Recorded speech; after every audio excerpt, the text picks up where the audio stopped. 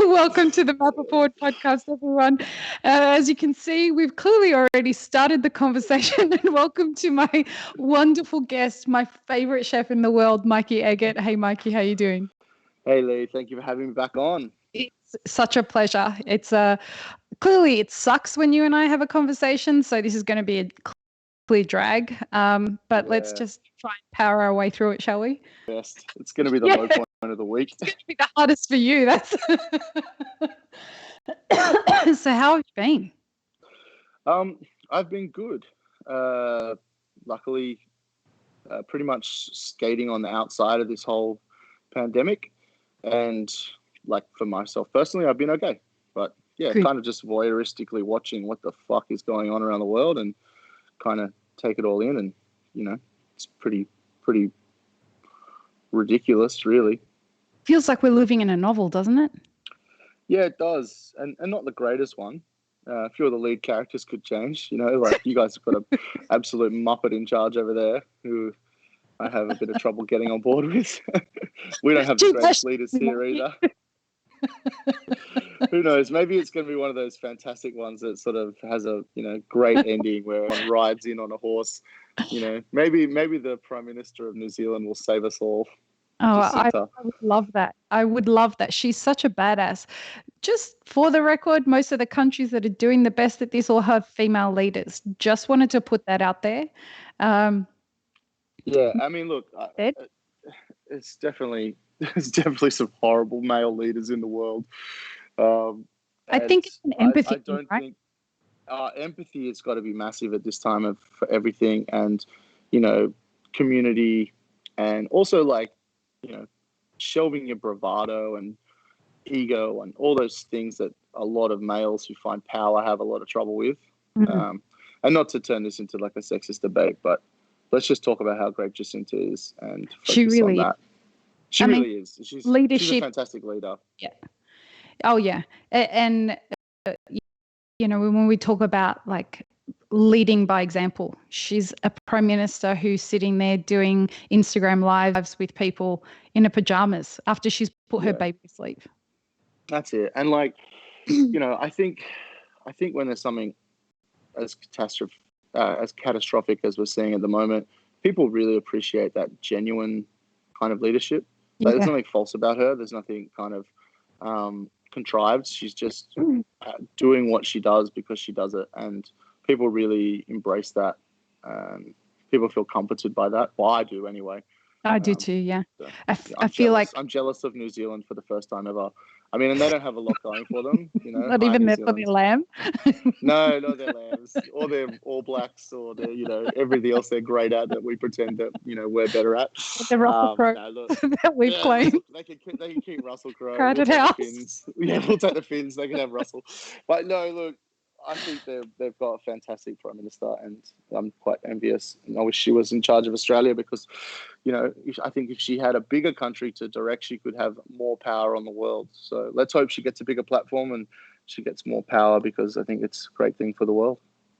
I think that this is one of those times where people are taking stock of what they've spent their life investing in, and those people who have invested in building their character and authenticity and integrity are really starting to shine as leaders right now.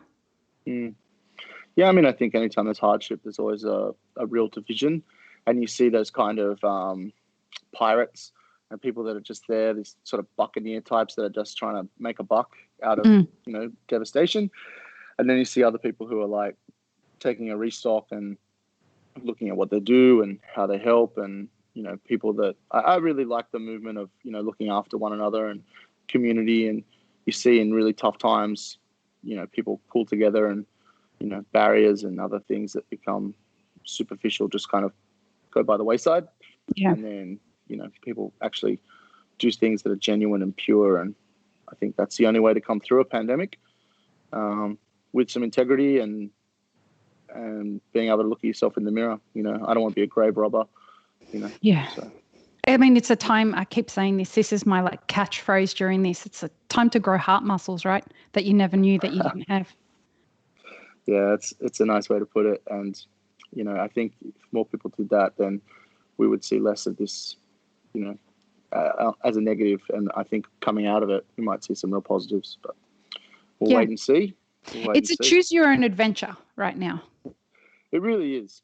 And, and it's on different levels too. Like there's obviously this whole global thing, and then you've got your own community, and you've got where you live and where you work. And there's so many options for you to take the right path and make small changes and small impacts that will have, an echo and a reverberation around your community and around your town, your city, and your country. Now, there's a lot of reasons I want to have a conversation with you, and I'll always take the opportunity to have a conversation with you. But one of the things that intrigues me the most about this moment with somebody like you is you have been on the business owner's end, and you're currently employed with a bigger company, and you can empathize with both sides of that conversation. Yeah. And I think it's important to have people that are very respected in our industry that can have empathy for both sides right now. What do you think are the biggest challenges that are facing business owners right now in our industry? I mean, okay, so obviously I can only really talk for Sydney because I see that clearly, and I understand that the people around the world are having a lot harder time, and Australia's been quite lucky at the moment through some good management and some good fortune. In Sydney, the small businesses are really suffering, obviously, like everywhere in the world. We're currently on a lockdown that's not as strict as other parts of the world, like America and Europe. So we're still able to do takeaway. There's been some laxing of laws where, restaurants are allowed to sell alcohol as opposed to just having to sell food. So the government is scrambling to try to support the small industry. Business. Yeah, and small business. I don't know how retail will go, just purely because it's, I think they were already under a lot of pressure when it comes to home delivery and Iconics and all those places that used to deliver shoes and pants and clothes. I think this will really have a long lasting effect on smaller sort of places. And again, that's not really my wheelhouse. So I guess within the hospitality sector, bars and food, beverage, cafe, I think small places will take a big hit early on, but I think they also will have the ability to bounce back. It's really hard to know what will happen in Australia. You read different things from different experts, and you see that some people say there could be a vaccine in 12 months, and other people are saying it might not come for 3 or 4 years if it ever comes. I read this morning some Harvard scientists put out a paper saying that social distancing might take to 2025. And when I read something like that, I just think, if that's accurate, the ramifications on our industry, will be like phenomenal. And the entire landscape of hospitality will change completely because it basically, it negates anybody ever going to a venue. So I guess part of me wants to just push those numbers and figures and ideas to the side because really they're just beyond your own control. Yep. Like if it comes to a point where the government says, okay, no one's ever allowed to go to a restaurant again or a bar or a pub, then that's a totally different conversation. And it changes the whole nature of our industry. It does, And culture, like not just the business, the culture of the society that we all live in. It really does, and it's something I can't fathom, and I don't want to at the moment because I'm holding on to hope and driving to actually have some short-term successes and to keep people employed and to keep, riding the bumps. And I feel like when you have a pandemic, and I'm going to talk specifically about Sydney because I understand that, like, for instance, I got friends in New York and they are just suffering. I can't imagine. You couldn't do anything in New York. Like you couldn't run anything. They're right to shut down. They're right to stop. They need to just take an approach of like the next 8 weeks, nothing's going to happen. And then we'll just reassess at the end of that period of time. There's 700 to 800 people a day dying there. And it's fucked. It's so shit. You know what I mean? And I just can't get my head around it. And it's just horrible, But look, Sydney isn't at that sort of level of, catastrophe. Small businesses are taking a hit right now, but the government is giving stimulus and looking to employ staff so they can be ready to come back. You know, our government wants a fast bounce back if and when that happens.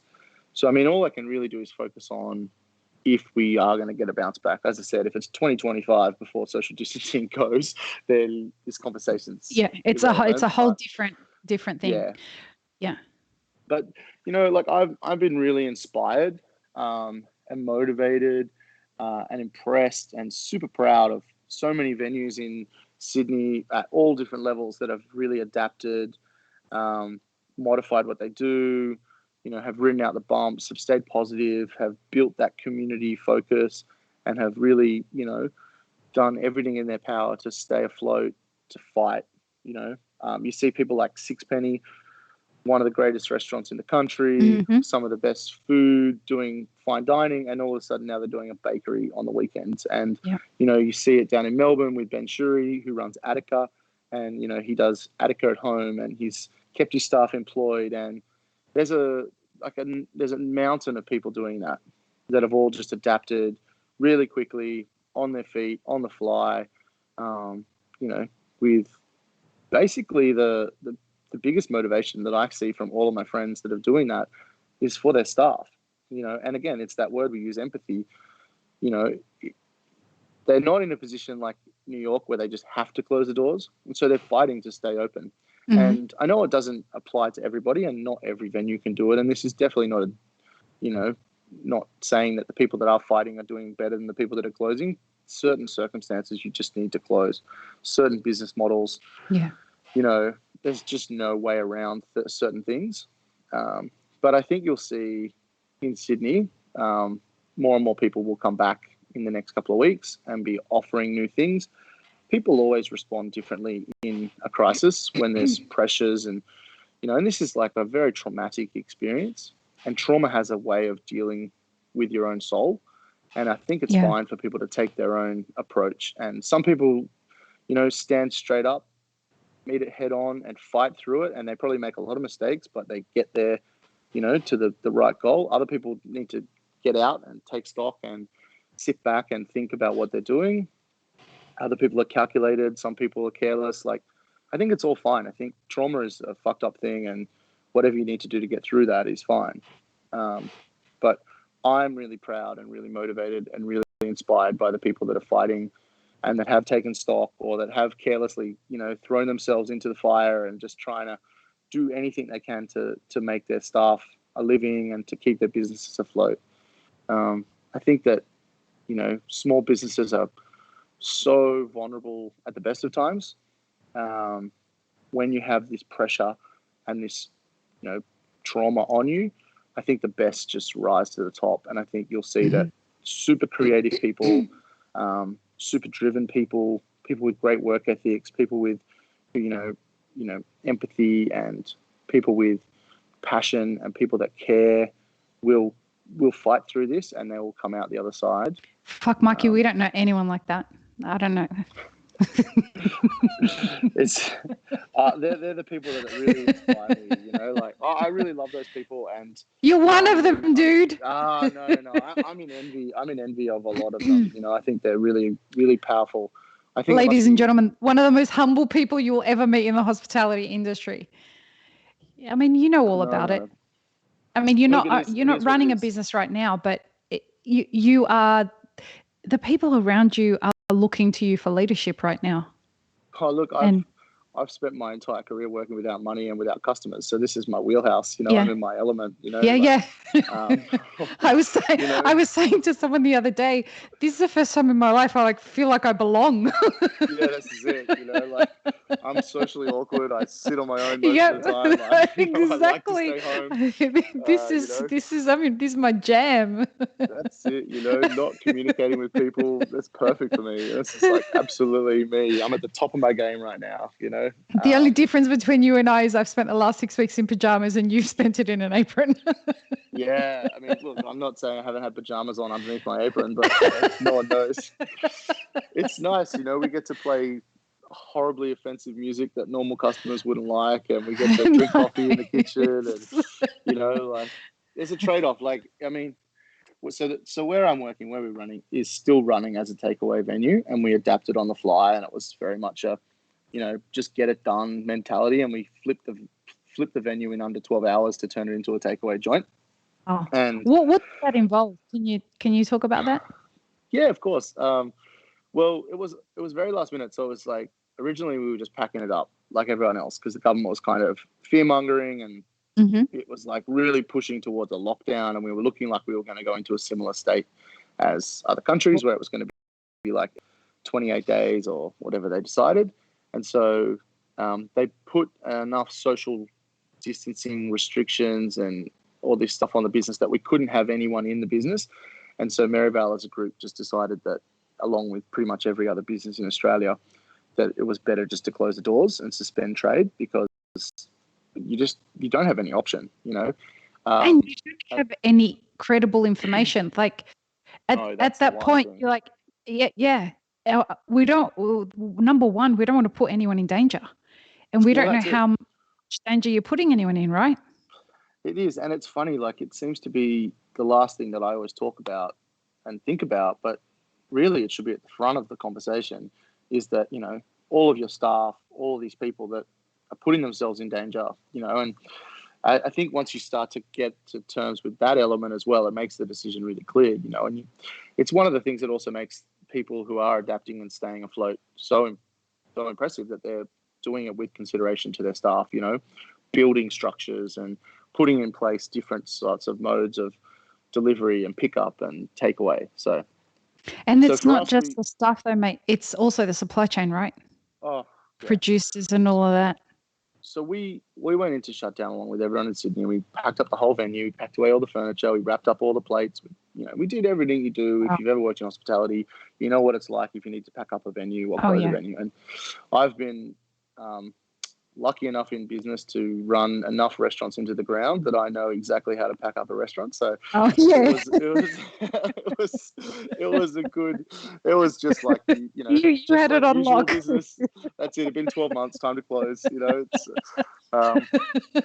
put everything back in storage. That's it. It's you can give like, chairs away, but that's it. If I see the the geese flying south, I know it's time to close up the restaurant. So yeah, look, so we packed it up, and then everyone else in Sydney did. And then the next day I kind of got a phone call, and it was kind of like, Toddy's brand and the people and the community and the area will be strong enough to support takeaway. What are your thoughts? I was like, yep. And then we went into a quick business model and like, what do we think we need to do and what do we need? And they just gave me permission to go guerrilla. So, I called up my 4 strongest team members because we obviously couldn't get a big team. And I just said, this is the mission, like, are you guys in? And they were all in.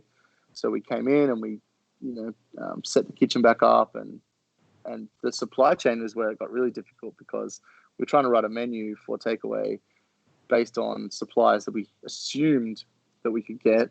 And obviously nothing turned up because, and it was devastating. It was such a hard day. Like, we'd call all our suppliers and all our friends and our reps that we've been working with for 10, 15 years. And they were all like, oh no, I've been stood down, or I've been let go, or there's no drivers. And we were just like, fuck, this thing is so shit, and the systematic, like it goes deep into it, right? Really fucked, and then it was like, then we would get a supplier and he was like, yeah, I'm delivering. Oh no, but the farmer's not working, or they've got their elderly farmers, they're not coming to the city anymore, so they won't be coming until this is over. And you're just like, holy shit. So look, it was a real scramble, and it's been fantastic from my team that have, we started out, there was 4 of us, and now we're up to 17 in the kitchen in the last 2.5 weeks, which is really, really great, and I'm really proud of that. And we've now got 5 front of house staff as well, so we're a team of 21, I think it is. And my front of house have been fantastic. It's such a weird way to do service for them, and they're still finding a way to talk to people on the phones or via email or text message. They're sending birthday messages and candles in dessert, and they're giving away complimentary drinks to anniversary people, and they're trying to do Making no everything money we for can. Maryvale because of it. But it's not the look, time to be focused on profits right now. It really isn't.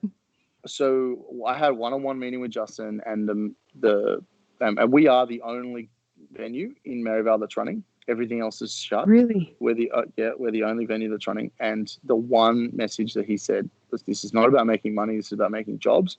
He actioned it. He said, "Go and make as many jobs as you can," and that's it. They're like, "It doesn't matter about anything else. Just make it popular and keep employing people." So that's all we do every week. Make a bit more money, we'll put a few more staff on. And that's all this is about, and that's all it can be about, because, what we want to offer as a restaurant and what Maryvale wants to offer as a restaurant group is a total dining, entertainment, hospitality experience. It includes the venue, the music, the lighting, the service, the ambiance, everything. And we can't do that. And that model's on hold indefinitely. That's on hold. And so right now it's about protecting the staff and looking after them and trying to, offer as many positions as possible. And this is the test case. This is the pilot study, and it's been successful. And now it's about, looking through the group and finding more opportunities to do the same, and just keeping on going and slowly rolling this out.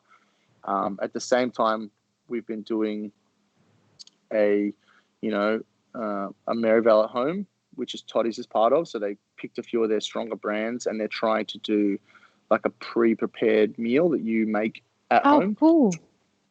Yeah, because we feel like that can actually, in the words of Frank Roberts, really move the needle and really create some jobs. So again, not a profit-making thing, just a big venture where we can put a lot of our staff back on jobs, whether they're drivers or packers or, chefs or anything really. It's just about creating jobs. So that's the part where we're going to be hit the most, I think, is, I feel like this is a reckoning. This is a reckoning for a lot of people, both business owners and employees. There are people who are going to be, the word here is furloughed, retrenched, laid off, whatever you want to use. And some of that is going to be kind of sort of, for the meantime, we're laying you off until we get back into business. And some business owners are going to take that opportunity to say, you know what, this was too stressful in my life anyway. And some employees are going to say, I fucking hated working in hospitality. But then there's the other side of it where people are like, I really loved my job and I don't know what to do now. Do you think that this is going to create a tectonic shift in the workforce? Look, I think with regards to hospitality, I think in regards to workforces in general, I think there's always people having a tree change, a sea change, a swing and a roundabout. There's definitely going to be people that come out of this and are like, fuck hospitality, especially owners, because it's a fragile business at the best of times. There's going to be people that have worked in finance for the last 6 months through this and just decide that they want to have some social interaction with human beings. They want to feel a part of the community. They're going to want to have, they're going to be envious of their barista that they go and see once a morning and talks to 200 people. And they're going to feel like, hey, I could do that, or I want to do that. I want to feel like I'm a part of something bigger than a laptop and an office. So I think it's natural that there'll be people move from different venues and different employments, and it's definitely going to be a cleansing of such. I really think that it was probably, I think, okay, if you take those disgusting kind of BuzzFeed food trends you see, right? So what was in Australia had freak shakes, right? And started out with one venue putting donuts on top of a fucking milkshake, right? I remember when that started happening in Sydney. Yeah. And it ended with a chicken on fucking top of a milkshake with some blogger doing it. That's some really weird thing that shouldn't really happen, but it did, right? And one person came up with that. But it took less than about 6 weeks for everybody to start imitating and copying it. Now, to me, it's the people at the end of that chain that are really going to suffer from things like this. They're the unoriginals, the uncreatives, the people that just follow trends or just jump on things to make a buck. But as much as I disagree with the person that came up with putting a donut on top of their milkshake first is probably going to be okay, because At least they think outside the box. Now, It's not my preference, but they're going to ride out this pandemic. They're going to find different ways to make money. They're going to put a different thing on top of a different thing, and they're going to be okay. So I think that if, you look at it like that, I think Ben Shuri is a classic example. He has started a small business called Attica like 20 years ago, and that could be wrong. Sorry, Ben, I don't mean to age you incorrectly, but let's say 20 years. I think Attica's 20 years, could be 25. I don't know. It's been around forever. And Ben has gone through the ups and downs of the food movement, and he's done a whole different style of food, and he's always adapted and developed. And, like the last meal I had there was a while ago, but geez, it was good. It was really, really shining. And he's a New Zealand-born chef who's moved to Australia and calls Australia home, and now he's really embracing natural Australian ingredients. And he's doing it in a way that's really respectful and really delicious. And that's pretty much, from the outside, all we've ever known of Ben, that he's a really fine dining chef that, takes elements and dishes and creates something very small and intimate and beautiful and gives you a fantastic experience. Anyway, this thing happened, and 3 weeks ago, he couldn't do that anymore. And now he's making lasagnas and pull-apart bread and, different sorts of pastas and soups, and he's on a push bike delivering it to people's houses. So love it. He's great, and it's those sorts of people that are going to quickly adapt on the fly. And again, he's not doing it to buy himself a Ferrari. He's doing it so he can keep his staff employed. Yeah. And then yesterday he put up on his Instagram that he's re-employed 2 people that left the business a year ago or 2 years ago. So he's actually expanded his workforce. So it's those sorts of things that are pretty awesome. It's the difference between entrepreneurs versus business owners, right? Like business owners are people who just own businesses that everybody else is doing. Whereas entrepreneurs are adaptive. They think outside of the box. They're trying to solve problems. Like this is the time to solve problems, right? Absolutely. And I mean, they go hand in hand. Like having a small business allows you the flexibility and the freedom to be creative and be original, but it doesn't give you the security to ride out things that are like this. So like, for instance, being in a big group like Maryvale, it's fantastic to have their support, both financially and just, the trust through the trust and the size of who they are. But right now they're a skeletal version of themselves, and they'll come back to being a strong, powerful, forward thinking, which they already are, but right now they're on hold. So it's the time for smaller businesses to be creative and survive, and it's time for other models to hunker down and weather the storm. And then there's room for people in the middle of all that, like there's so many great chefs in Sydney and just cooking at home and sending out meals to people. Like, Colin Fastnich, I'll give him a shout out, who has been around the Sydney scene for years, was a fantastic chef at Four in Hand. He still is. He's running some pubs now. He's on like My Kitchen Rules and all those TV shows. And he's running a pub and he's making meals just for hospitality staff that have lost their income. He's making hundreds and hundreds a week, and people are donating food and donating their time. It's really great, and he's doing a really good job. And it's fantastic to see things like that. Not only is he keeping his staff employed, but he's also feeding a whole lot of people that need it, so it's really great. There's something nice about we're all in this together, isn't there? Yeah, there is. It is. And I think if you could hope for one thing to come out of all this is that we keep that sort of feeling and that, togetherness, and that lasts longer than any of the trauma. If that on the other side of this, people remember the good and remember how nice it was to be part of a community. And yeah, you're going to have to go back to, competing for customers and, making sure your business is sustainable. But it's also really nice to watch, all these restaurants giving food to one another and looking after staff and, talking to the locals and supporting people that need it, and watching people drive all over Sydney. Like we had people come from Penrith last night to have dinner at Toddy's takeaway in the back of their car. Wow. We've had people come from Manly. We've had people come up from Wollongong. And you just think that's so nice. It's just nice. It's not something like that idea of, oh, that's really nice. It seems to have like left our societies a lot. Like Yeah, as so the I mean, grind gets more important, right? Like people doing nice shit for the sake of doing nice shit just doesn't yeah, happen that's as it. much as it used to.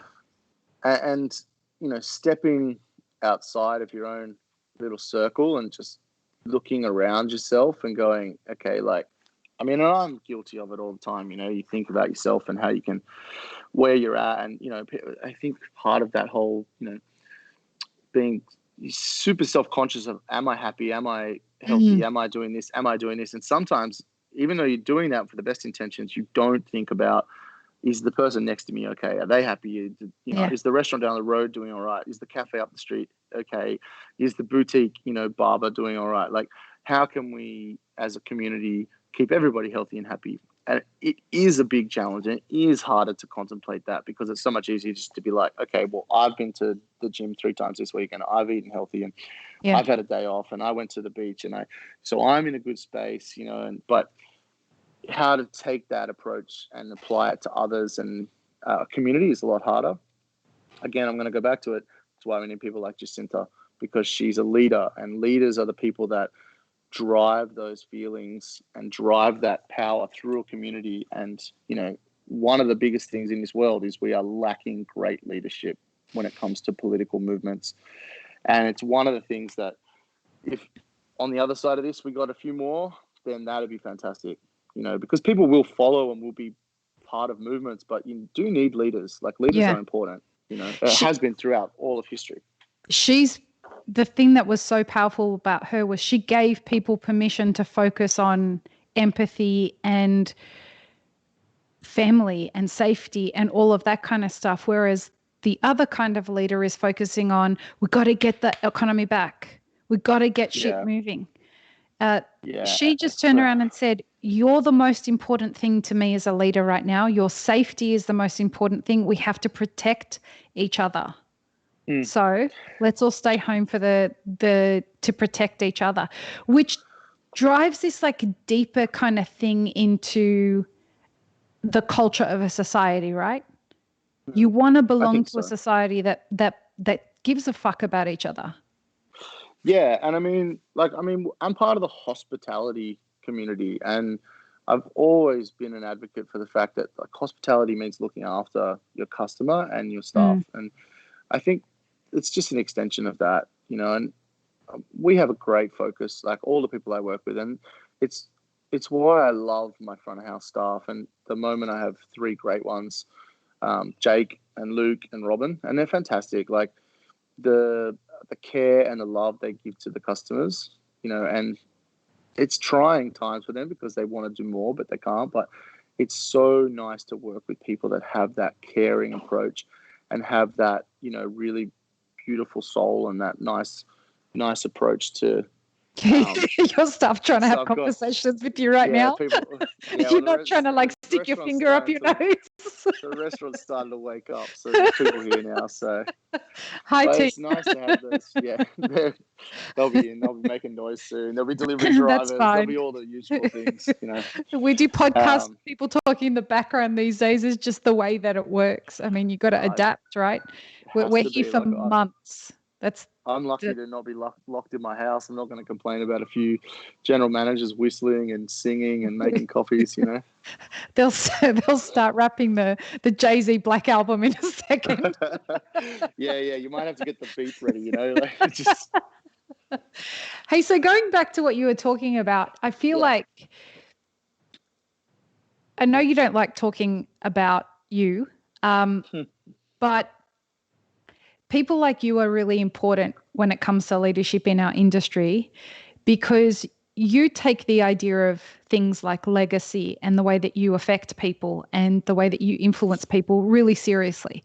It's something you don't talk about. I've never seen you actually say, this is the way that I approach making sure that everybody's okay and that they think about this stuff. I mean, I think we've talked about it privately before, but the thing that I am so impressed about is you give a shit how people feel about the way that they approach their work. Yeah. I mean, You want them to be happy. You want them to find joy in their work. Look, it's easy, really. I've never worked with anybody that's miserable that's done a good job, and Say that again. You've never worked with somebody I've never worked with anybody who's miserable that's done a good job. And I've never done a good job when I was miserable. And so I think that through errors and failings and, mismanagement and being a shit leader, that's what I mean. Leadership, right? You learn. I was a terrible head chef for years. I was an idiot.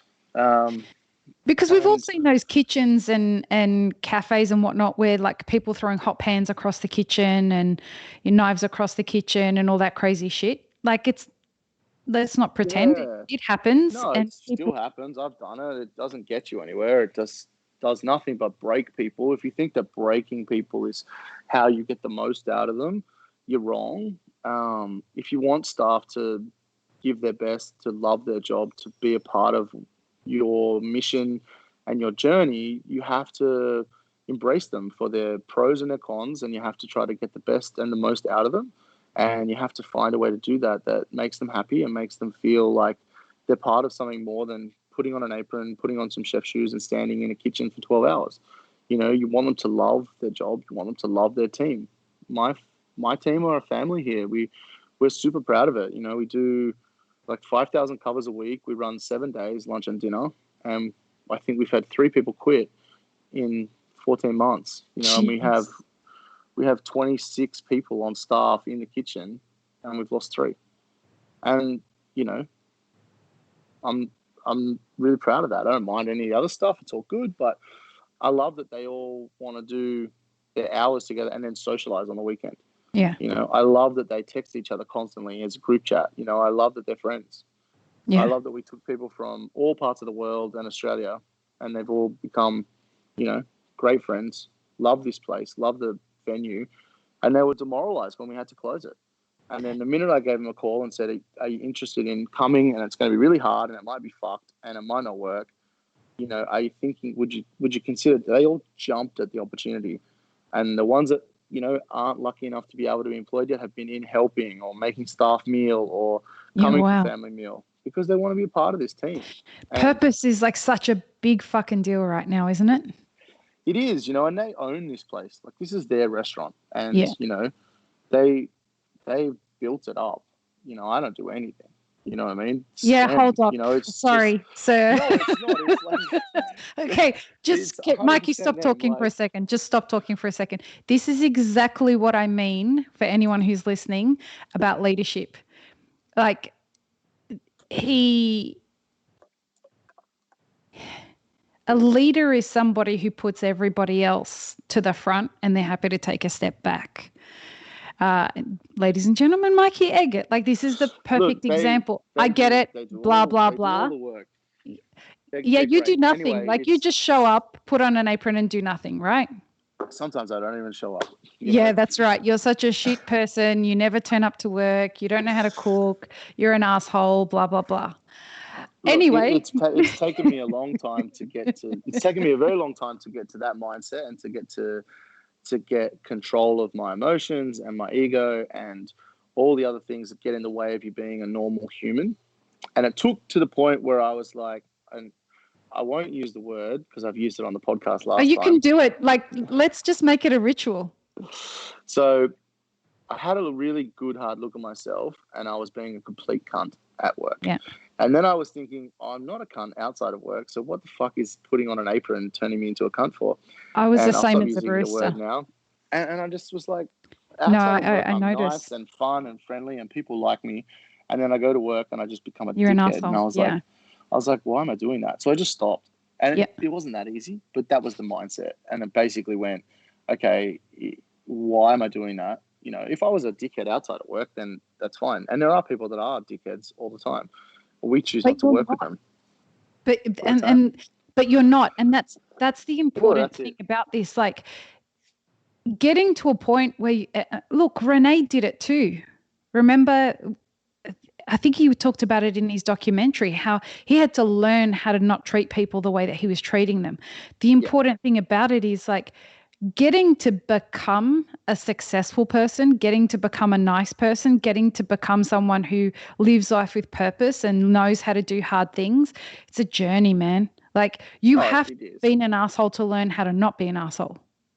And look, I think too many people, especially chefs, hide behind that kind of excuse of they want everything to be perfect or they want this to be that, and they lack the trust, they lack the, they lack the ability to let go. They have to do everything themselves. They demand excellence from people. Yeah. I mean, that's all good. Like, you can still do that. But at the end of the day, like, if your food is so important and like the plating or the technique or the cooking is just so important that you have to sacrifice being a decent human, then you're going about it the wrong way, in my opinion. And it is hard to let go of being a kind of irate lunatic that's obsessive compulsive about food, because it's kind of addictive and fun.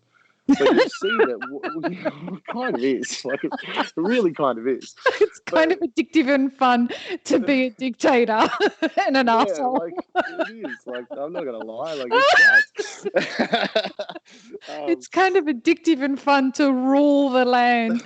Just ask Trump. He's the king right now. He's the one who'll decide when the country opens. Didn't you know? He's a king. Yeah, that dickhead. Look. It's kind of addictive and fun. I think that's my favorite thing ever said on this podcast. And it must, like, it's a power trip. So no, really? Yeah. But look, once you do let it go, and once you embrace the team and the team embraces what you're trying to do, and they do it because they want to do it, it becomes so much easier, because they all take ownership, mission, right? Yeah. They all take ownership. Once people take ownership, they share the role, they share the responsibilities, your life becomes better, you get work-life balance. It's all the things you want to push for in the world. It's all the things you want to give, and it becomes such a nice place to be and such a nice way to work. And then, it's not inextricably linked just to the kitchen too. Like, we work really hard to have great relationships with our floor, and we have fantastic people on the floor, and it makes life enjoyable for everybody. Here, there's this real rivalry between back of house and front of house because of the tipping system. The front of house get tipped out, the back of house don't get tipped out. I still get my head around the whole tipping situation. It just feels indignant to me. Your customers shouldn't be subsidizing your employees' wages. Yeah, I've never really had a nice answer to that one. Like, I've seen ones where they wanted to leave the bill where it says, are you tipping for food or are you tipping for service? I don't know. The structure in America, it's hard for me to comment on because I just can't get my head around it. Like, here, the kitchen gets paid okay, the floor gets paid okay, we get tips okay, we split everything. It's like pretty harmonious. Like, I like hospitality. I like working in it. I don't think you go into hospitality to be a millionaire. But we're lucky enough that we don't have to live for like minimum wage and stuff. So again, I can't really talk for America. I feel like really out of my depth to comment on those things because I feel like I'll just sound like a dick. And, I do enough of that already when I do know what I'm talking about. So I should probably stick to my own. I appreciate your honesty on that one. That's fine. I disagree that you sound like a dick. I wouldn't have had you on the fucking show if I thought you sounded like a dick. You asshole. So clearly, for anyone who's listening that isn't accustomed to the way that Australians speak to each other, this is all love. I just got to tell you that this is all love. It is hard to not have a rivalry between front and back of house, but it is really rewarding and nurturing when their teams get along. And I think it's a real sign of like high performing teams when you can have a really beautiful balance. And I think it is what the best places strive for. And it's definitely what I want to have. So what role do you think, because I've been cocking on about the idea of culture for the last year, and how in hospitality we don't focus enough on being intent in the culture that we want to set in our workplaces for our teams. And I feel like the reason that happens is because the barrier to entry is so low for our industry, and the barrier to entry to be a business owner is so low. in our industry. And because of that, people don't have to know how to read financial statements. They don't have to know how to lead, or they don't have to know how to, build a culture and all that kind of stuff. What role do you think that culture plays in having culture's a team? everything, and like culture, I think is the new way that people choose to direct their businesses.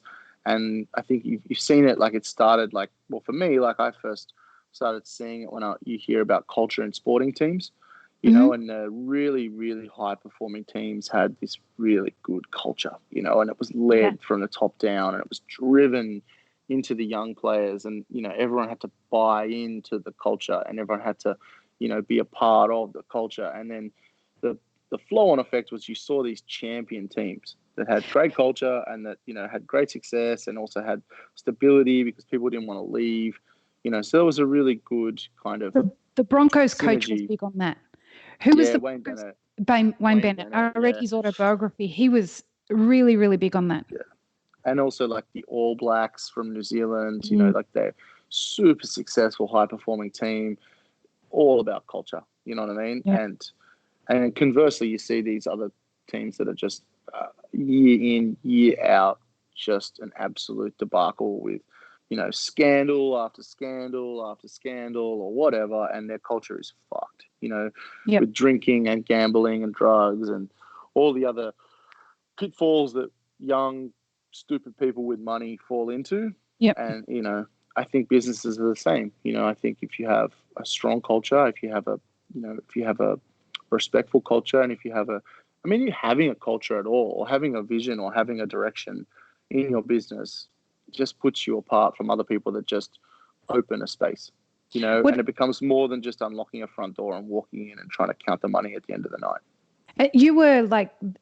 You've been the person steering the ship for Toddy's since it opened. Mm-hmm. Did you set the culture for Toddy's, or do you sit down with the leadership at Maryvale and say, well, this is the culture we want to build? Do they say, you run the ship and figure it out? 100% that one's led by Maryvale. They have a fantastic approach to work-life balance and culture, and, they are huge on it. And it has been fantastic for me to learn from them and to see how they go about, setting the parameters and driving the teams and, embracing hard conversations and, having a focus that everybody can work towards, roles, responsibilities, all those things. Really, really different to how I would work when I was independent. Yeah, because we had a really empathetic team, and a great team of, myself, Jem and Berry. And so we always had a Shout good out culture. to Jem and Berry. Yeah. Berry's now a mum, and she is. I mean, those people were wonderful people. So it wasn't like we would ever have a bad, style. So it was like more naivety, but also just relying on who we were. Like, I suppose when we were doing smaller versions like Pinbones, they were just an extension of ourselves. So they kind of had a natural leaning towards being, for the customer and for the people and having a good culture. And, we cared about our staff and, but on a whole different scale of the size of Maryvale. No, they're really fantastic about it. I've learned a lot. Do you think that you'll do it differently if you open up another restaurant that you own? No. Oh, shit. I don't think I could ever open another place on my own. I don't know. I'm just old. Like, it's so fucking tiring. Easy, like, Tiger. Easy. It takes I'm older than you. Chill the fuck out. Yeah. You don't look it, though. I look like 50. Like, I've worked like a dog. Not. Like, you have too, but you work smarter. I just work dumb. I definitely do work like a dog, but I don't know that I work smarter. You have people like producers and stuff that help you. I'm just shout out to Brett. I'm not smart enough to enlist others' help. I just bumble through life like an idiot. Like, seriously, if there's one thing that I have stepped into doing hard shit right now, the last 10 years have ensured that any chance I had of trusting people flew out the window. And I had this inherent, like, outside of this pandemic, I genuinely believe that most people are assholes. The great thing about this pandemic is that people are trying not to be. Yeah. And I like that. And go ahead. I was going to say, like you said, if I open a restaurant, I made a decision years ago to just work with good people, and I think I'd just stick with that. You know what I mean? And as you said, like, the assholes of the world can go fuck themselves. You know, life's too fucking short. This industry is too fucking hard. We have an absolute no dickheads policy in this venue, and you know, I have one in my life. Life is way too short for that now. 100%. But coming out of that, like, deciding on the no dickheads policy in my life was all about, all right, so does that mean that you are going to live a life with no dickheads in your life and not trusting anyone? How are you going to figure that part out, princess? You know what I mean? That's the challenge, obviously. Yeah. Like, you know, but again, that's where culture, and that's where, you know, having tough conversations and pushing and working and, you know, being honest helps with that, you know. So yes, you might miss one every now and then, but you find them eventually and you get rid of them. So exactly. But this is one of those situations where I'm like, all right, so I'm going to kind of step into it and start learning how to trust people. And, you know, we're into week 2 and no regrets yet. That's a big deal for me to make it to week 2 and be like, this was probably one of the best decisions I've made in the last 10 years. Which is great, because that just leads to trusting more people, right? Yeah, exactly. And, you know, you can only keep trusting, you know, and hope that you get smarter as you get older. And, you know, maybe I'm on that one. Yeah, well, we all are. Sometimes when you know, the hits don't hurt so much if you get a bit tougher. Yeah, you just become numb, man. Don't be numb. Numb. I know. I've tried that one. It doesn't work. You can only go so high, but you can only go so low. It's not what you need. No, but we all got to figure that out too. Like, that's something that we're hearing a lot of right now in the coffee industry, is that there are people who are having massive anxiety problems and deep into depression. I'm really worried that the suicide rate's going to go up here in America because of this. It's a real possibility. Yeah, I mean, I don't know. Like I said, it's traumatic. It's a trauma. It's something that no one's ever dealt with before. It's no. I guess it's a larger version of the small things we go through as an industry and as a society, but it's just going to be amplified. And so I think, you know, there's always a few people who lose their restaurants, but now there's millions. So if there's a few people that fall into depression and find that avenue, then there's potential for that to go up as well. And I guess that's the point of people that are doing good. You know, hopefully, like, I mean, I take so much joy in watching my friends and fellow chefs cooking at home and teaching and sharing their knowledge. And, you know, I think if that's an outlet for some of the people that don't have a restaurant at the moment, I think if that's an avenue for them to cheer up and, you know, inspire others, you know, and then, you know, I mean, that's all we can do. And, you know, and I think the message has been coming pretty loud and clear to check in with everybody the last few years. And this is just another example for everyone to just be like, just take a moment, step back, hit up a friend, you know, check in on people, make sure everyone's okay. And then, you know, no one's that busy, so they've all got time to help. So everyone should have the time and the compassion to look up to others. I got plenty of time for anyone. You know what I mean? Yeah. No, I mean, you know, that's part of our jobs. We have to look after people. Absolutely. You know, like, you're not sitting around doing nothing. You're still doing 14-hour days. Look, wish it was only 14. But, you know, you do nothing. You just let everybody else do everything, right? I just sit here talking on podcasts and yeah, rock star. That's it. You know, this idea that, and you and I have been talking about this a little bit over chat, but this idea that a bunch of businesses are going to close, I don't think it's necessarily a bad thing. Yeah, I mean, look, there will be closures. Like there will be closures, and you can't avoid that. And there will be some places that will be really sad to see them go. Oh, You know, 100%. it'd be really hard. There's going to be people that have earned, that should have deserved better. You know, people that Yeah. that have put the hard yards in. There's going to be people that have, just started a business, that have saved for 5 to 10 years, that I was lucky enough to have the opportunity to do that and have a crack, and they're going to miss out because they're going to have invested everything in this, new beginning, and this has happened, and they're going to be fucked, and it's horrible. But, I don't, like, okay, there's still going to be people that want to eat and drink, and the population size is not going to decrease, and the sites and the actual footprints of all these venues are still going to be there, and they might be empty for a little while, but from this trauma will come new openings and new adventures, and all those chefs and waiters and barmen and baristas that have been let go from the place that they're employed will be sitting home, and some of them will be springing up an idea. What can I do when I come back from this? And, the little site they walk past on the corner will be empty, and they will now have an opportunity with lower rents and, to get in and do their own thing. And they have to take a risk, but you and I both know that anytime you open a business, doesn't matter if there's a global pandemic, you take an enormous fucking risk. And can I just add to that? If anybody is thinking of doing that, there's an episode on the Mitchin, which I'm really sad ended, but I absolutely understand why. You all have lives to do. It's a podcast that Mikey used to be one of the presenters on. But there's an episode of that after you'd left and come back, and you did an episode on things that people need to know if they wanted to open a pop-up. Do you remember doing that?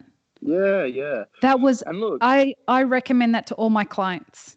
It's only because you went really methodically through a lot of the shit that you fucked up and the stuff that you did well and how you learned and how you went about learning. And it's like from somebody who I watched do it. He's made me my 3 best meals in my life, other than my mum, of course. But this is, and look, it was, you didn't have big budgets. You had $10,000 each you threw in, right? Yep. And you did it. Like it wasn't about opening up a restaurant that was going to last for 15 years. They did it in places where they had demolition clauses in their leases. Look, to Good Luck Pinbone. Fuck, that was a great place to go into. It was fun. Look, you can find your own way, and there'll be a lot of opportunity coming out of this. Like I remember 5 years ago when we were looking for sites, and we would approach people and be like, "Are you interested in a pop-up?" And they'd be like, "Fuck off." And we'd be like, "Would you take less rent?" And they'd be like, "No, fuck off." And now, like, you'll have an opportunity to say to them, "I will take a 6-month lease." And, you can say to them, "I will take this site, but you need to put this in or do this or build this, and I want you to halve the rent," because they're going to be under the same pressures as all of us. You've got to remember that if all these restaurants and all these people are out of business, then the landlords are going to suffer too. So it's going to have to be a flow-on effect, and you need to be brave, you need to be strong, and don't be afraid to ask for 50% off the lease. You know what I mean? Just hit them up. Like, the worst they can say is no. Negotiations are not,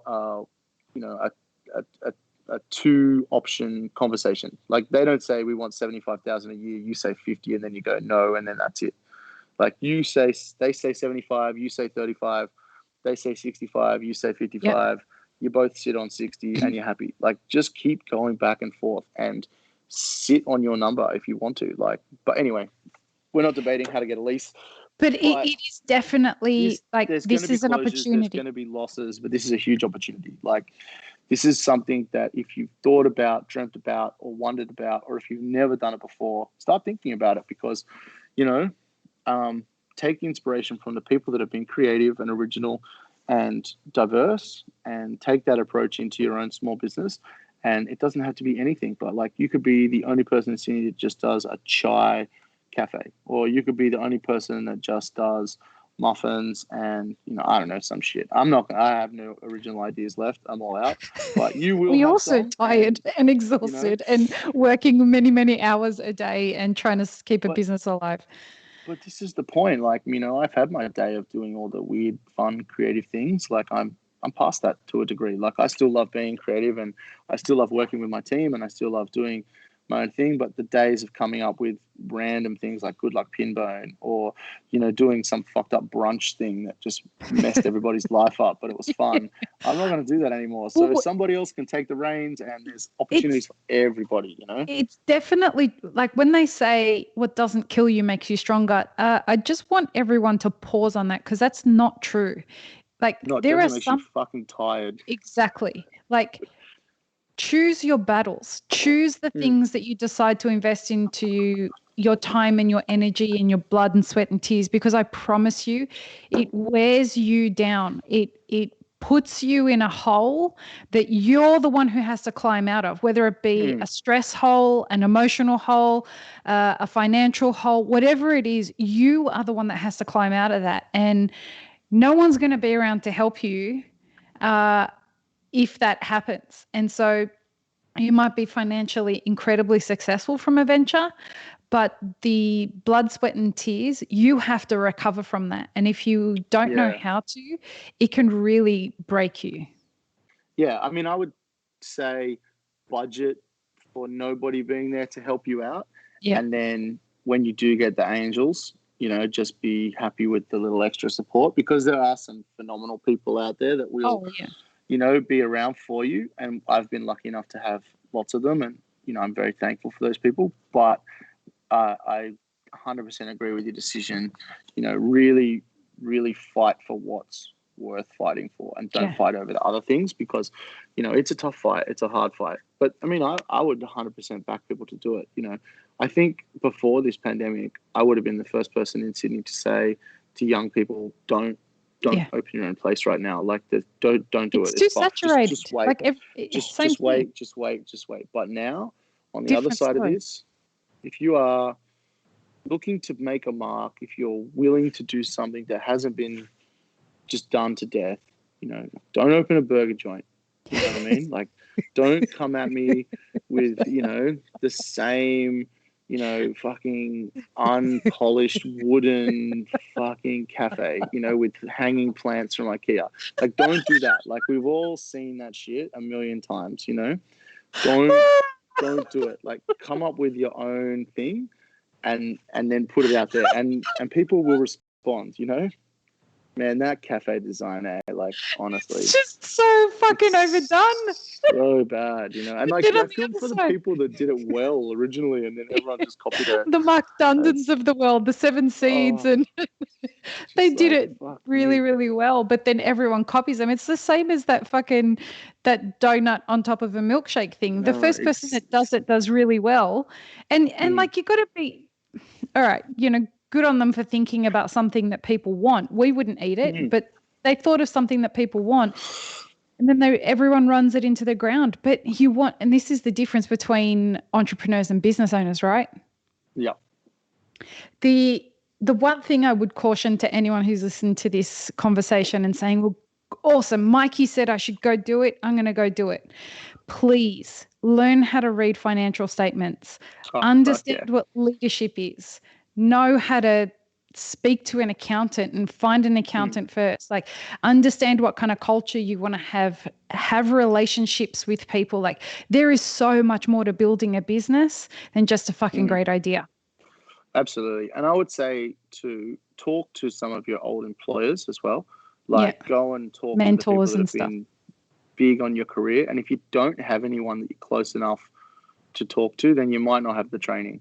You know what I Yeah, mean? yeah, Like, you yeah. might not be ready. That's great Because I advice. feel like the best people train holistically, Yeah. and they don't just teach you to cut an onion or to make a perfect coffee. They teach you how to build a business. And even if they've skipped over that, if you haven't got the trust, the bond, and the relationship to be able to be honest with those people and say, this is what I'm thinking. What advice do you have? If you have no one that will give you that advice, then maybe you need to keep training. You know what I mean? There's a Yeah. few people that can do shit without training, and they're fucking impressive. But then for the most of us battlers, like, you need to have good people that you've leaned on in the past, and you need to lean on them again. And most people in small business will look after you.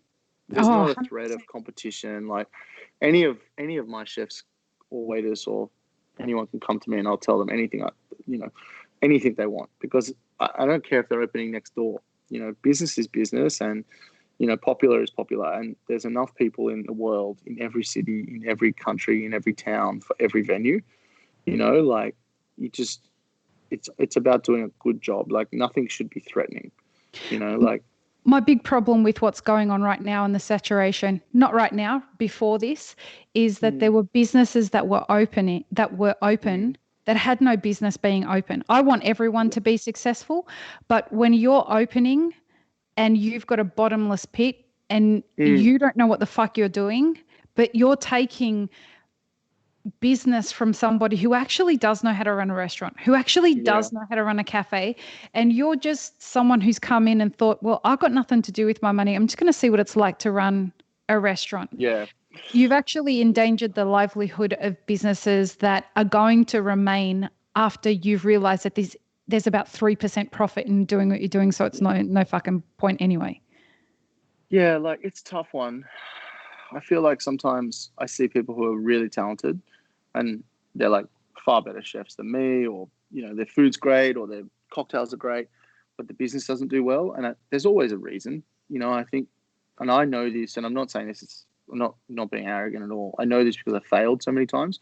Like, even the greatest restaurant or greatest food doesn't mean that you're going to be successful. And Right. I think if you're really doing a good job and you're ticking all the right boxes, and you have, all the things you just said, like your profit and loss, everything, I think if you're doing that properly, then there should be less threats from competition, in my opinion. I always feel like if you're doing things the right way and your business model's strong and your product's good and your customer service is good, the people will come and the money is there and you'll be okay. My biggest fear, I think, coming out of this is the strength and power that fast foods will gain, and I think that... Tell me more about that. So I'm worried that people will be trained to eat at home and trained to take delivery more and trained to, it becomes a way of life. And I think that is where we've posed some real problems for our industry, where I feel like there might be that for me will be where it gets really kind of hard for, hospitality to come back and fight against that, because they have such low overheads and they exploit their staff and they have such powerhouses behind them, and they have advantages that we don't have, in their numbers, in their volume. Right. And I think that they don't have I don't know, I just see, like, if everyone sits at home for the next year and gets everything delivered to their door, and I guess this extends out to clothing and retail, it's going to be really hard to retrain them to go out and do things. There's going to be so many systems set up to support them that, we need to keep the industry alive by keeping people outside. There's definitely going to be a blowback from a huge percentage of the population that the minute they can go outside, they'll spend 6 months just going out every fucking day of their life. And I love those people and I want those people to be a part of the world. And but there'll be a lot of other people that are like, I like too scared. this. And also the standard of what will get delivered will be improved, and the standard of delivery and the cost of delivery. It'll all be, it's an economy of scale. But, if there's a lot of sites opening up, like, Woolworths and Coles in Australia will have a lot more power now, because they're basically monopolizing all the of food the groceries, supply. And the food supply. So where does the small grocer go from here? Where does the small butcher? They were already struggling. So I don't know. I don't like monopolies. I fear them a little bit, but yeah, we'll see. We'll see what happens. Where do you think companies like Uber Eats and Deliveroo, with regards to... They're just pricks. Yeah. They're just pricks. And I don't understand, like, I mean, some of the brilliant ideas around the world, which some of them have evil connotations and shit, leadership and all that. But, like, I feel like some people were very clever, like Airbnb, a really clever idea. Like, they basically sell nothing and make fucking $1 million. Like, it's very clever. It's very clever.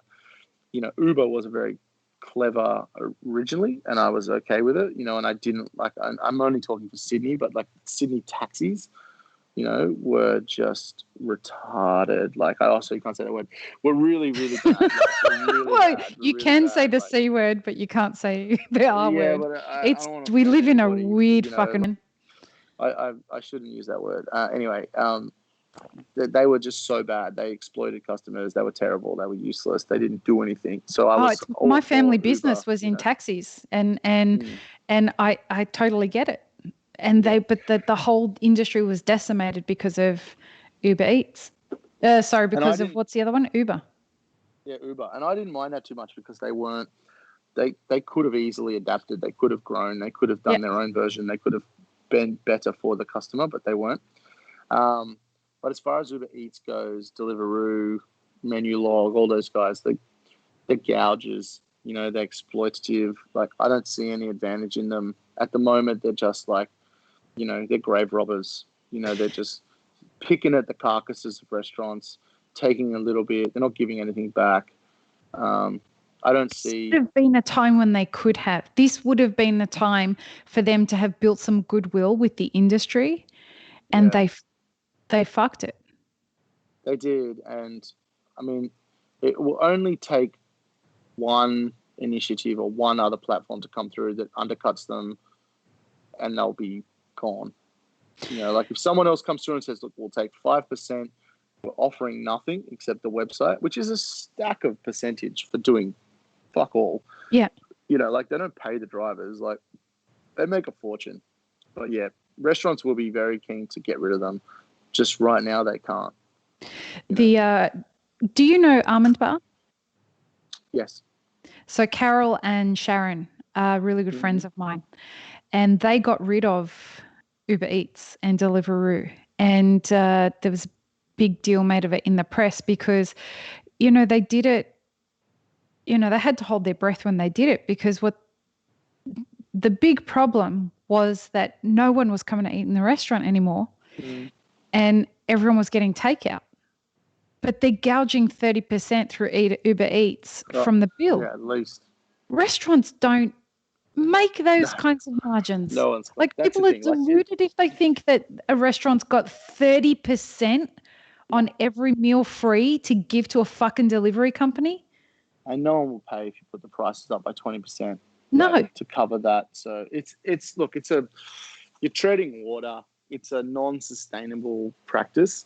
And at the moment, I get it. You need to use whatever you need to do. Like, you can't get your food to people. Like, you got to do it. Like, you got to do whatever you got to do. And if it means breaking even for 6 months, then great. Keeps You know, people but employed.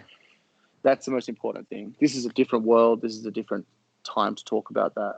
Yeah. But yeah, I think on the other side of this, you'll see that they'll be reformed. I think customers and I think restaurants will tell them to go fuck themselves.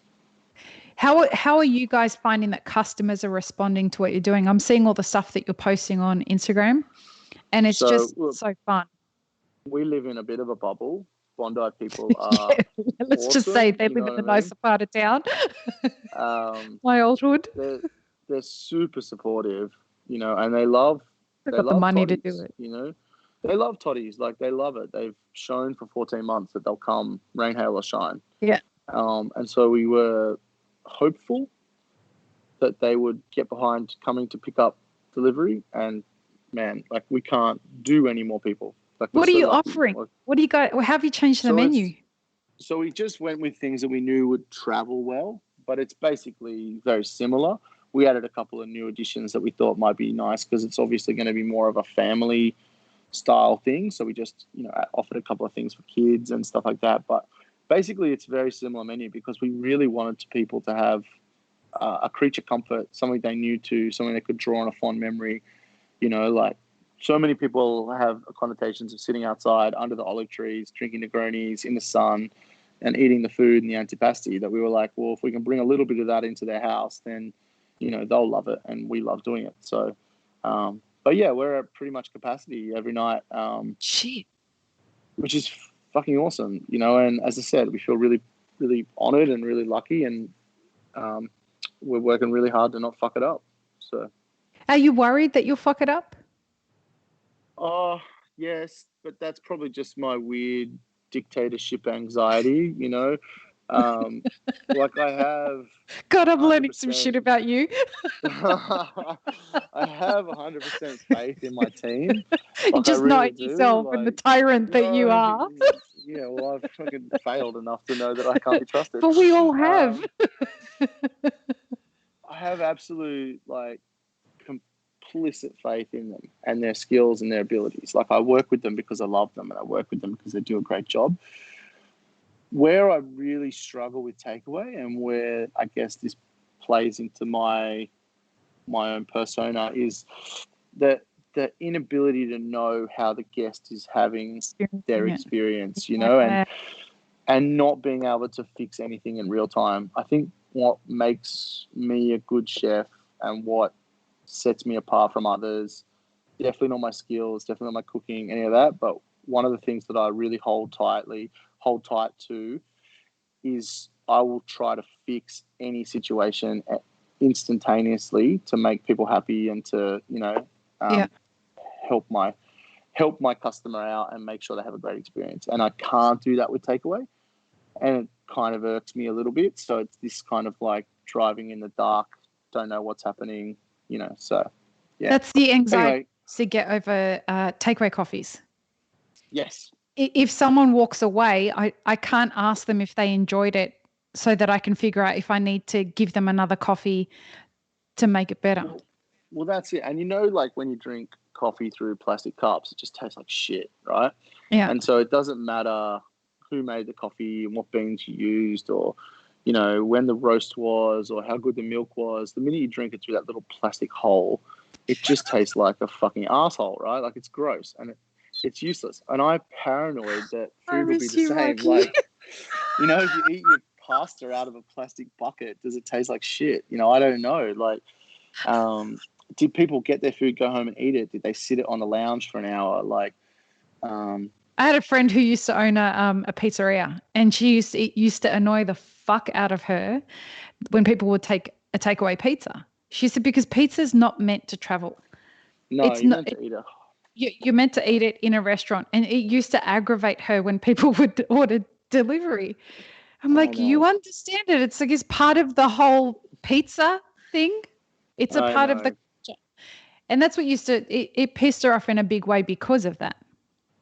And But look, you it's can't one of the reasons that we've never really done takeaway, because it doesn't give you the whole experience and you can't execute at the level you want to.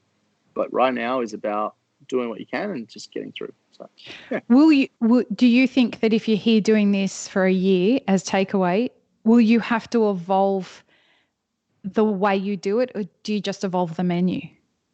I will do whatever is necessary. Like, I know that's a weird answer, but if people want, variation, then we'll do it. Like, I'm not fussed. Like, if people want Toddy's to start doing a burger, well, we'll do a fucking burger. Like, we came into this because we had a voice that was different, and we had a product that was, of a higher standard and that was popular. So I feel like if we stick to that and we keep offering what we always offered, and we drive excellence and we try to make it as good as possible, then I think that'll hold us in good stead. If there's a wavering and there's a lack of, pickup, then we'll diversify, and I guess that's where my strength is. I'm happy to get dirty. I'm happy to work hard. I'm happy to evolve. So we'll see. But I feel like the brand Toddy's is really strong and really loved. And I think as long as we keep executing at a high level, then it'll be okay. It's the bread, mate. Wood. Yeah, the bread's pretty good. Yeah. Where did that come from? Anyone who hasn't seen his bread, like, go to his Instagram, or which is at Pinbone, or go to the Toddy's Instagram, and every time you look at this bread, you will want to be a carb whore. There's something about the way that you've made this bread look. I don't know what it is. Whoever came up with it. Or is it just pizza? It's just pizza crust. People like the crust or they don't like the crust. Look, it was a cook to order bread. It was an idea that we came up with. Justin wanted a wood fire oven. It was just we're not the first people to do bread. of a similar style. It's been done for millions of years. I think we just put all the pieces together better than others, maybe. The venue's so beautiful. Oh, yeah. The rest of the It's venues complements the bread and the theatre, and, How many toddies are there now? 3? So the third one's coming, but because of this stupid CV-19 on hold. So, but yeah, there will be 3 by the end of the year, all things considered. Yeah, well, 2.5 at the moment. So are both locations open? No, just Bondi.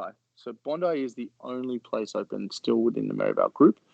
But hopefully I'll be able to reopen Bar Toddy's. But Bar Toddy's in the CBD, so we really which is shut down right now, right?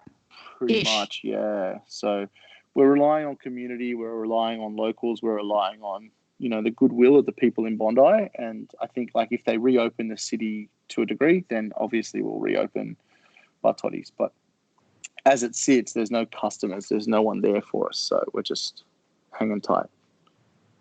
So is this going to change the pecking order, do you think, of the way that the industry is set up? I don't think so. I think the best are always going to be the best. I think there might be, if you talk about pecking orders are established over a long period of time, and they're based on merit and credibility, and that I think that maybe, yeah, sure, coming directly out of this, there'll be an opening, a gap. There'll be people that jump up, but the best always get to the top. The powerful get to the top. The smart business people, the passionate, they'll all be fine. What I mean by that is, you were talking about, we need really good leaders right now. We need people who make decisions about who the leaders should be. And I think right now that there's a bit of a reckoning of, especially in our industry, what used to be cool was the selfies and the this and the that. And now people don't want a bar of it. Yeah. People are not interested about that. We'll see. I feel like the people that we need to, I don't know, there's two holistically in the world, the people that hold all the power, the billionaires and all the fuckwits, they seem to be impervious to this whole thing anyway, so they're just going to come out of this the same and just do what they always do. They're the ones we really need to shift. This is, but in a restaurant sense, maybe people will be a little more genuine. Maybe the selfie, maybe the TikTok, maybe the boomerang will be... Please tell me you don't have a TikTok. Oh, of course I do. Don't you see me dancing every day? I don't have TikTok, so I don't know. But it would shock this shit out of... Actually, I'd probably get a lot of entertainment seeing you do TikTok dances with your staff. It takes enough of my courage to come on your podcast as opposed to doing the TikTok and dancing. Sitting here and talking is just about the top of my anxiety levels right now. There's the main reason that we're doing this right now is because we want a historic account of how the people who I think are the players that hold the most integrity for me in our industry. I want a historic account of how they're experiencing this pandemic and the mindset that they're getting behind. And we're doing that because we want people to see that even the people that you see that have integrity, the one thing at the core of that is they're not scared of their own vulnerability. It's not comfortable. No one's vulnerability is comfortable, but they're not scared of it. Yeah, I think that's really human, and I think that's a really embraceable quality. Yeah, I agree. There's not much I can add to that. I think those are the people that you want to be around. Those are the people that you want to be a part of. They're also the people I want to have on the podcast, a la Youre. And the fly that keeps making an appearance. The fly that's right in front of you there. It's fantastic because I don't get many flies here. And this fly has tried to get on your face in the camera. I feel like it's the most, honest approach I could show you from Australia is just flies, mate. So do you think I know that you've got a massive day ahead of you, so I won't keep you too much longer. This is coming for you guys right off the back of massive bushfires. So you guys got hit hard. I mean, not necessarily in Bondi, but as a community. Yeah. I mean, it wasn't a great time. We had a 3-year drought, which really affected most of the farmers. We then went into a huge bushfire season, which was catastrophic. Both things clearly linked to climate change, but obviously denied by anybody that has residence in Canberra. And look, now we've got this. There's going to be economic pressures. There's going to be struggles. Like, I'm not sure it's ever been easy being a farmer, but it certainly must be fucking hard right now. And I've always said, like, support farmers in any way you can. I never mind if they can ship all their produce overseas and make an extra buck, because it's got to be the hardest job. Like, it's got to be the hardest. And the every most time you think, oh, absolutely. Like, no one gives a shit about them. And these poor bastards, they just had like 3 years of drought, bushfires that you just would never have imagined. And then it's just rained perfectly for like the last 8 weeks. Like, they've all got water, and it's right on planting season. They caught the back end of summer. They've got autumn to grow, and now no one wants any of the food because they're just like, nah, we can't use it anyway. So they just can't catch a break. So now they're working hard for nothing. They got plants in the ground. They got seedlings coming through. They got lamb on the fields. They got beef in the paddocks, and they got nowhere to put them. So, but people got to eat, right? Like, it's not. I mean, they do, but it's the way they're eating now. It's the volume. It's the level of export. It's the level of, production. It's everything's slowed down. Everything's lesser. So It'll get there, but it's just harder. I, more than anything, have hope about what's happening now. I mean, I'm not a positive person. I'm not a negative person either. I'm someone who just looks at it for what it is. I don't believe in like this rah, let's all pretend everything's going to be fine and hope and wish and pray the virus away. I think that when you approach things with a realist approach, you can get through anything. And I am, like we were saying at the beginning of the conversation, I'm hopeful that human nature is going to be positively influenced by what's going on now. I think that in our businesses, we're all going to come together and value the opportunity to work together, because it was just taken away for so many people. Yeah. And hopefully, like, people are going to be grateful to have a job. Yeah. Which is wonderful, isn't it? I think so. And look, I think like evil as like a vector, the evil people were already in this world and exploiting the world and exploiting the environment and being complete and utter fuckwits, right? And they're still going to be there. Or ignore them. But if more good comes out of this and rises up, I think we'll notice that more. So hopefully we can get a positive upswing from it. Hopefully the evil doesn't get more power. I feel like they already had most of what they could get anyway. Hopefully we can focus on all the positives. I'm like you. I'm living in the hope that from this great things come. I think that if the scientific community can pull together and start to share their research and their findings, and if people realize that border controls, should only be used for this kind of shit, as opposed to depriving people of their God-given rights to live and be human and have the same things that I get. There's so many people trapped in different parts of the world that, probably have never experienced hardships like this, that now might have a better outlook on life. And, talking about people that have affluent lifestyles but can't get home and are trapped in countries that aren't supporting them, and all of a sudden they know what it's like to be, destitute and know what it's like to suffer. Like, if they can have a better approach to maybe they'll take that, and maybe they are affluent and have power, and maybe that will affect change. So let's just hope there's a whole lot of good things like that. I definitely think that this is going to, it's like we were saying when we were in the chat, it's the reset the globe needed. And I'm a big fan. I believe we're living in a simulation anyway, but I think we could have chose a better one. Well, we fucked the simulation as it is. Like, it's like we've been put in this world and this is the best that we could do, really.